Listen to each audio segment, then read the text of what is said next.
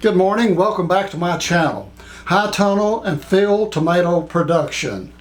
My name's Tony Montgomery. The day is April the 25th. And I got a couple things I want to show you. We're in the greenhouse, of course. And I started these tomatoes, I believe it was March the 29th. Germination was incomplete, so I was hoping to be able to show you start to finish in 30 days how to have a field ready tomato, but that's not working. We're going to be a week or so late. And so, but here's what I want to show you. These were put in a pot a week ago, yesterday, which was Saturday. So on April the 17th, I went from my flat into the 4-inch pots right here. And here is what I want to show you.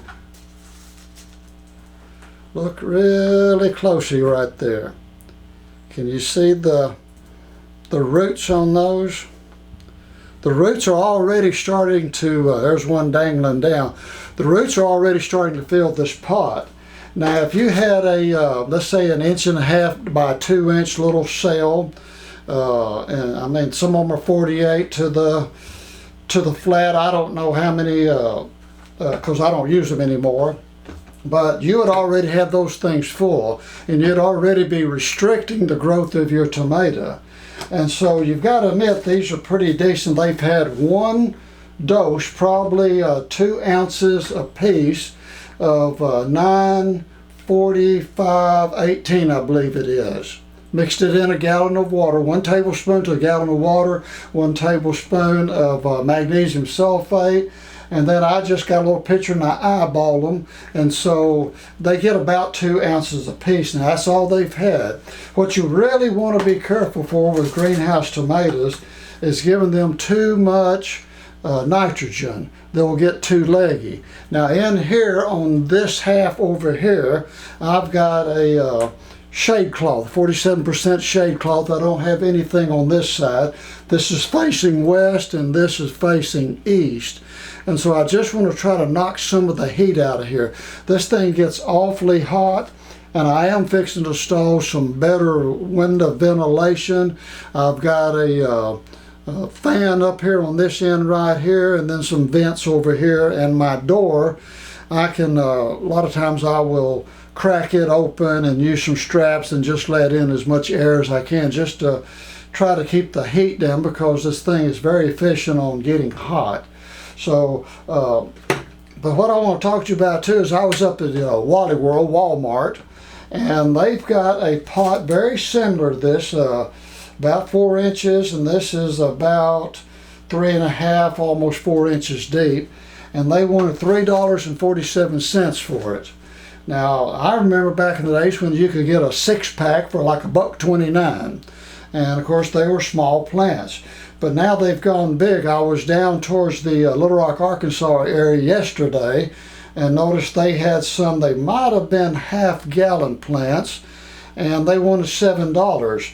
But they didn't look real healthy, excuse me. Now, what they do on theirs, and I can't prove this yet, but I will soon, is they use a growth regulator.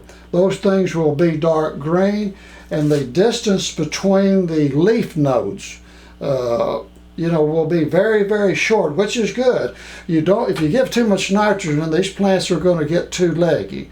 And then you've got to bury them deeper, and just makes for a weak plant. And I just don't like to do that. I like to try to, these have got decent color for their size. Now, I'm hoping to put these out, say in 10 days, around May the 5th is when I'm hoping to set these out. Next week I'll be in the high tunnels. I'll be filming a couple of short videos. I'm going to till the soil and get ready to make the rows, get everything ready. One of the things that was really odd this year, on here just a few days ago, I believe it was the 23rd of April, we had 25 degrees here on my farm. You can hear my fan kicking in. Let me turn it off.